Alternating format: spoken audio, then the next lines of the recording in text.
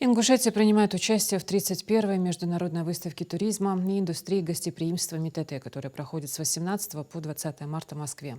В этом году в работе туристического форума участвуют представители более 50 регионов России, включая новые субъекты, а также туристические компании и операторы из 30 зарубежных стран.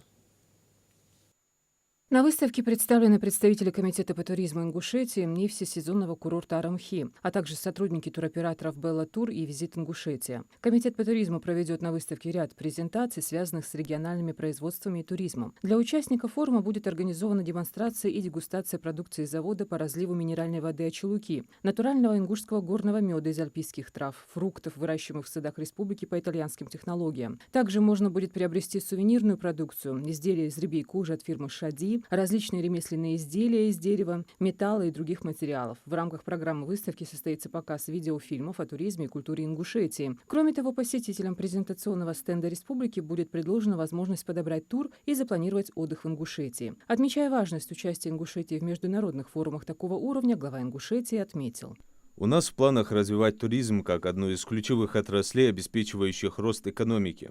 Международная выставка туризма и индустрии гостеприимства МИД – авторитетная площадка, где мы можем продемонстрировать собственный потенциал и найти полезные контакты для взаимодействия в этом направлении. Государство активно стимулирует рост внутреннего туризма, и это наш шанс заявить о себе на более высоком уровне.